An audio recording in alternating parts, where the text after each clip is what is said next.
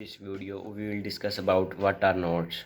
The definition of a node may vary according to the context. When it comes to computer or telecommunication networks, nodes may act either as a distribution point or as a communication endpoint. Usually a node consists of a physical network device, but there are some cases where virtual nodes are used. A network node is a point where a message can be created, received, or transmitted. Hereby, we will discuss the different types of Bitcoin nodes, full nodes, super nodes, minor nodes, and SPV clients.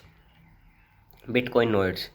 Diving into the context of blockchains, which are designed as a distributed system, the network of a computer node is what makes it possible for Bitcoin to be used as a decentralized peer-to-peer digital currency.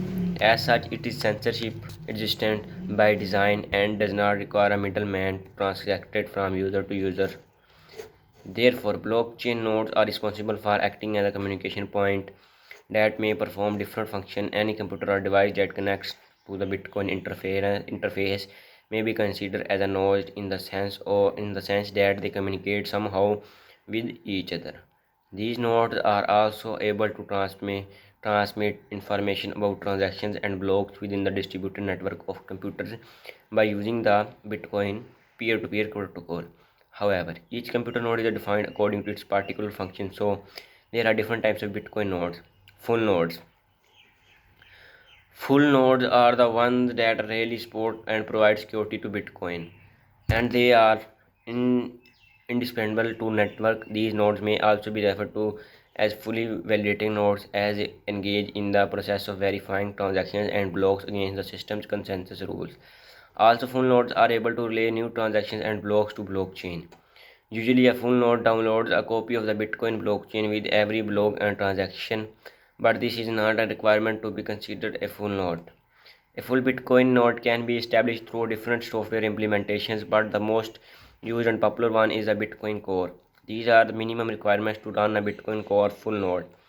Desktop or laptop with the recent version of Windows, Mac OS X or Linux.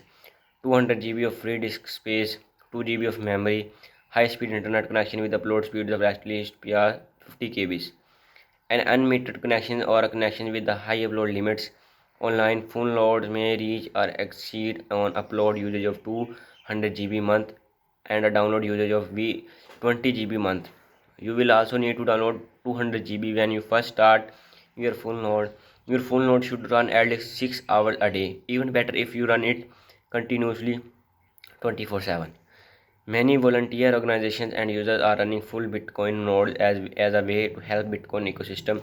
As of 2018, there are roughly 100 public nodes running on the Bitcoin network. Note that this number only includes the public nodes, which refer to the listening Bitcoin nodes that are visible and accessible. Besides the public nodes, there are many other hidden nodes which are not visible. These nodes are usually operating behind a firewall through hidden protocols like Tor, or simply because they were configured to not listen for connections. Listening nodes are supernodes. Essentially, a listening node or a supernode is a full node that is publicly visible.